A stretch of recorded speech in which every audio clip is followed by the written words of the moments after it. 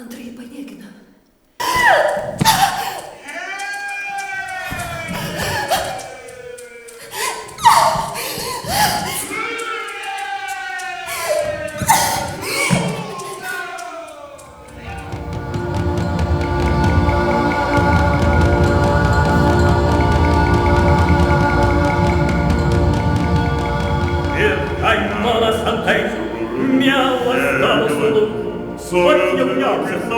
Turbūt atsiskubina čiams, nusiminęs bega, dėl vestuvių ir dėl Antigonės dalios, dėl greit nutrukusios meilės.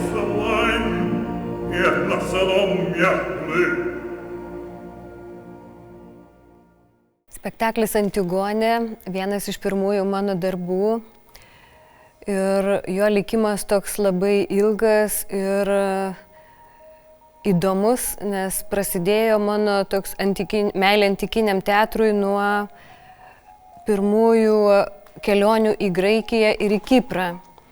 Ir aš susiradau, dar buvau jaunutė, susiradau informaciją, dar tada nebuvo nei interneto, informacija kažkam žurnale, kad Kipre rengiami tokie antikinės dramos simpoziumai.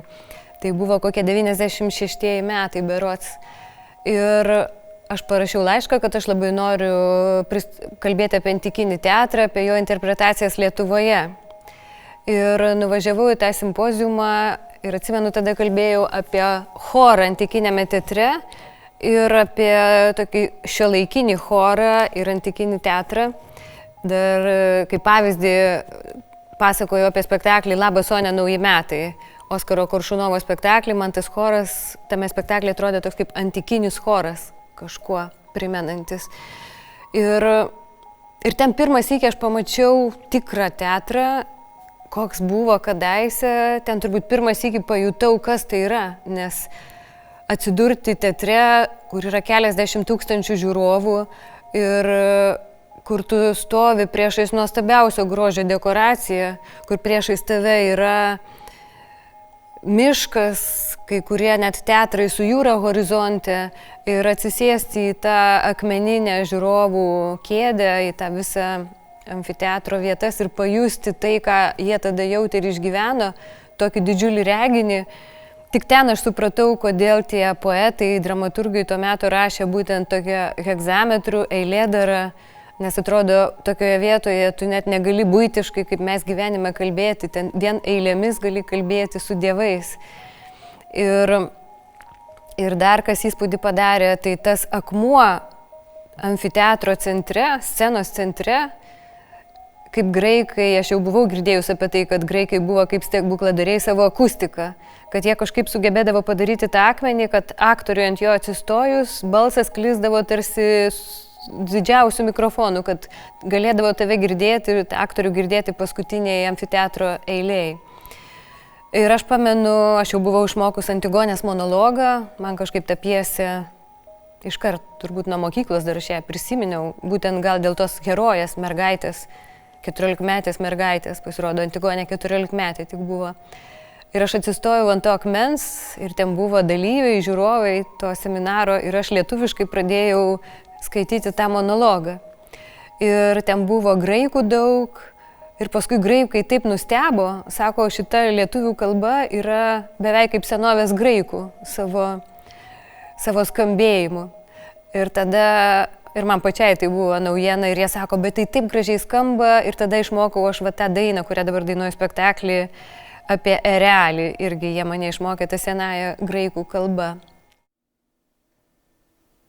Kokiems dievų įsakymams nusižengiau? Kaip man dabar dievai žiūrėti jūs?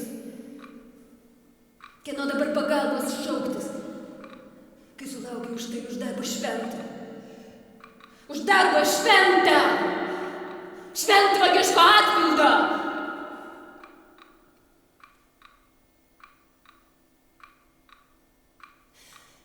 Te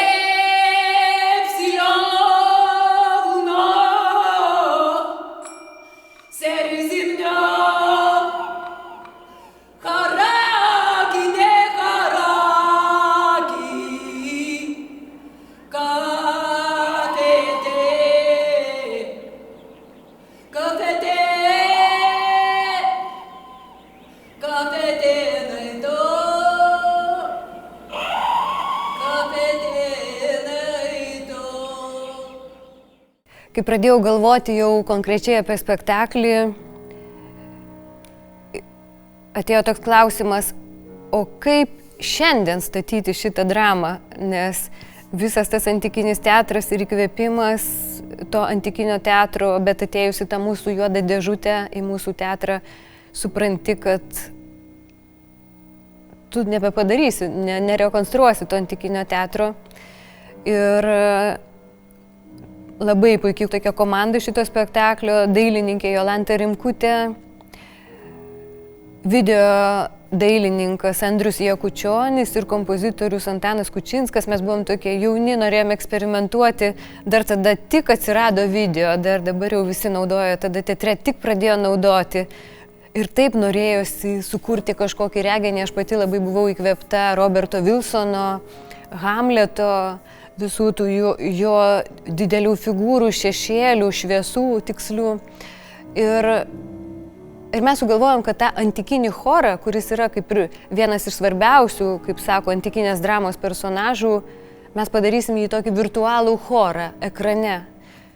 Pirma mintis buvo, kad ta mažutė figūrėlė žmogaus ir didžiulis choras, didžiulė minia, kuri ir pas Sofoklį, jinai tarsi ir komentuoja įvykius, tarsi ir abejingai stebi įvykius. Ir atėjo tokia mintis, kad va šitam šiuolaikiniam mūsų pasauly, ir šita mintis ypatingai paskui išsivystė, kad ta visa minia yra virtuali. Šiandieną visas miestas kalbos atšaukiamas, kad valdovas liepia vėl paskelbti žmonės ir susilaukime pergalės skambia vardės. Daugelį žymėms stebams jį meilingai šypso, tad kautynių šiurpą iš atminties išmeskim ir žemėlai skamba džiaugsmo giesmėm, Dzeusui pavyzdį rodant.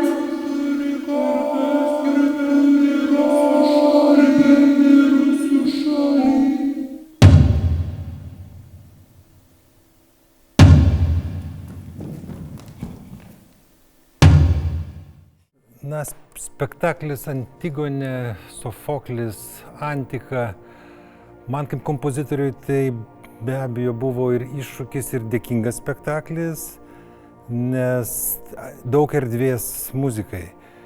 Monospektaklis, o Antika choras. Vat šitie du klausimai, kaip suderinti vieną ir masę. Tai paprastas sprendimas buvo rastas grynai technologijų pagalba, choras persikėlė į video projekciją ir choras, komentatorius, daug balsų. Tarytum mes visi ir žinome, kad teatras gimė Antikoje, bet kaip Antikoje muzika skambėjo, nieks nežino. Iš vis nėra jokių garsinių įrašų, o priešingai negu paveikslai arba architektūra, kuri išlieka kaip pat mūsų tie artefaktai ir mes galime tiesiogiai suprasti, kaip tai atrodė. Muzika yra absoliuti simulacija, absoliuti fikcija, absoliutus įsivaizdavimas, kaip taip galėtų būti. Bet viena, kas man atrodo aišku su Antika, kad tai vis tik tai toks kultūros pradžios, tokios šiurkštus, netašytas, kažkuria prasme grubus, nugairintas skambesys. Pats skambesys be abejo, jisai šiek tiek orientuotas vis tiek tarp miksas, tarp šiuolaikinio skambesio ir tarp tų orientališkų Viduržemio jūros regiono skambesių, ritmų, dermių, sąskambių, kurie mūsų ausiai jie yra kažkuria prasme šiek tiek svetimi ir tuo svetimumu yra baugus. Ir pati ta situacija, tas tembro svetimumas, ritmų svetimumas, melodijų svetimumas, ta prasme net kitoniškumas. Tas kitoniškumas mums tikrai kelia tam tikrą nejaukos būseną, su kuria susiduria kiekvienas žmogus, susiduria su fundamentaliais klausimais, kas yra gyvenimas, kas yra prasmė, kas yra tikslas, kas po to. Susidūrus ir neradus atsakymų, nejaukos jausmas tikrai apninka kiekvieną. Ir jeigu mano muzika padėjo sukurti tą nejaukos kažkokią atmosferą, tai tikrai džiaugiuosi.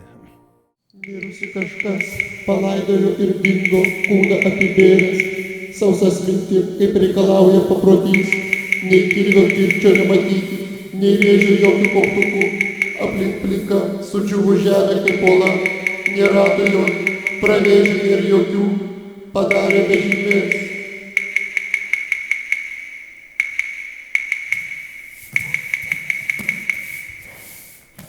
Nupurtėm dulkės, dengiančias numirėlį ir kūnas treštantis paliko nuogas vėl. Tuomet susėdom ant kalvos visi mes taip, kad vėjas pūsdamas jo kvapą neatneštų ir vienas kitą būtinom ir barėme, piktai jei koks nenauda rengėsi užsnūs. Ir dar kas įdomu, kad pirmieji dramaturgai graikai, jie buvo ir aktoriai, nes jie tada pristatydavo savo pjeses tai didžiai, kaip ir buvo tos dramaturgų varžybos, kaip mes žinom. Ir Sofoklis buvo vienas iš nugalėtojų ir jie skaitydavo savo pjesę prieš minią ir jie skaitydavo visus personažus. Ir kaip sako, kuo įtaigiau tas dramaturgas perteikdavo, tuo didesnis būdavo poveikis publikai ir publika galėdavo nušvilpti, galėdavo ten gėles mesti. Ir atėjo mintis, kaip tas dramaturgas galima suvaidinti 6 Antigonės personažus pamėginti man pačiai, kaip tas autorius, kuris ateina, jos pristato. Ir taip atsirado šita idėja mano spektaklio kitokio, kai tu pasakoji ne istoriją, tu pasakoji 6 personažų vardu. Ir mes su dailininkė Jolanta Rimkutė irgi galvom, kaip sukurti tuos 6 personažus tuščioje scenoje, ką panaudoti. Ir tada Jolanta pasiūlė tą kostiumo idėją, kad pamėginti su tuo juodu baltu kostiumu, būtent sukurti ir Kreontą, kad tai būtų ir karaliaus mantija, kad tai būtų ir Ismenės skara, ir Antigonės rūbas, ir net to sargybinio kostiumas. Žodžiu, mes iš tikrųjų labai nemažai dirbom ir eksperimentavom su tuo kostiumu.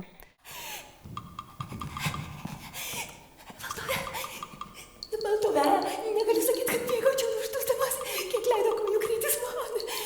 Nesikė aš sustojęs pagalvodavau, ar nepasukti atgal man iš pusiaukelės. Užsienį. Strėlėm visi jūs taikoti mane. Ir savo pranašystėm neduodat man ramybės. Jūsų padermės seniai kainojo ir pardavė mane. Pelnykitės, prekiaukit. Sardu elektru ir auksu indišku, jei norą turite. Bet kapo, jūs jiems niekad nesupysite. Ir tėvų ereliai Dzeuso gabalais sudrasko jį. Ir gabalais prie Dzeuso sosto jį nusineša. Ir bjaurasties tokios nenusigasiu aš. Ir laidoti neleisiu. Neleisiu, nes gerai žinau. Dangaus tėvų sutepti. Nežmonių jėgos. Matyt, nepaslapti šiandien jau niekam, kad Birutė Mar viena iš ryškiausių monospektaklių aktorių ne tik pas mus Lietuvoje, bet ir Europoje ir drąsiai galiu pasakyti, kad ir pasaulyje. Nes iš tikrųjų tai mono žanrų guru. Arba Queen, karalienė, kaip vadina daug kas užsienyje. Pirmą kartą žodį Queen išgirdau Fudžeiro ir Arabų Emiratuose, kaip tik po spektaklio atrodo Antigonė. Spektaklis Antigonė tai spektaklis antikinė tragedija apie likimą. Ir spektaklis Antigonė turi savo likimą, va tokį ilgą. Ir visada tas spektaklis aktualus, kur ne rodytumėm. Ir kuo toliau eina, to aktualumas didesnis. Jisai visada tiesiog skamba laiku su mūsų problemomis. Dar apie spektaklio likimą irgi labai įdomu, kad tas spektaklis savo kelionę pradėjo ne Lietuvoje.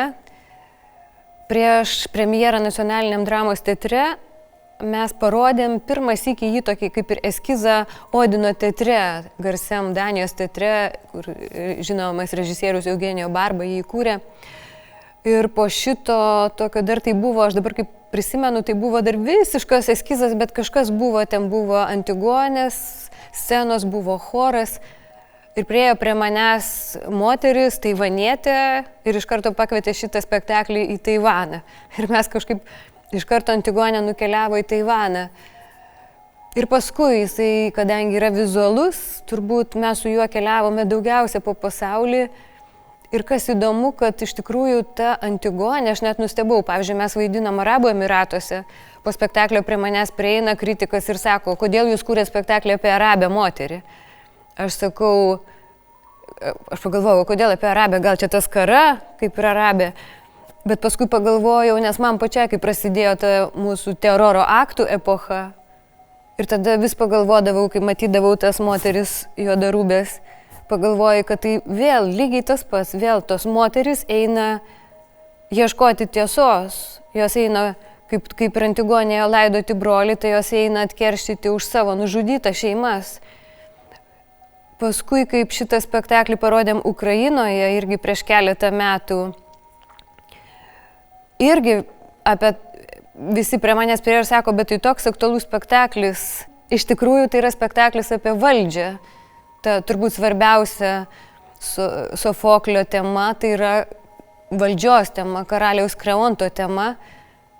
Ir dabar, iš tikrųjų, vėl, kas vyksta Baltarusijoje, atrodo, kad Sofoklis ir parašė valdovo tekstus apie tai, kai jisai kartoja, kad nėra didesnio blogio už anarchiją ir kad valdžios tikslas yra tik išlaikyti tą valdžią ir užgniaužti bet kokį žmogiškumą. Tai iš tikrųjų nesensta ir dabar, pagalvoji, ta drama ir dabar gyvena tie Kreontai ir Antigonės ir Ismenės, tai yra tiesiog mūsų visuomenė. Nėra didesnio blogio už anarchiją.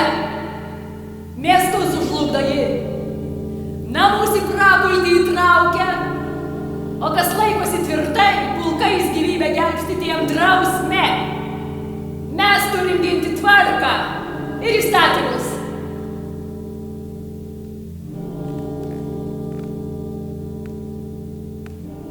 Įsakymas išsiųsti Antigonę dykumon, kur jokio nėra žmogaus, ir uždaryti akmeniniame urve, palikus valgio tiek, kiek leidžia jai kaltė, kad miesto nesutepti žmogaus krauju.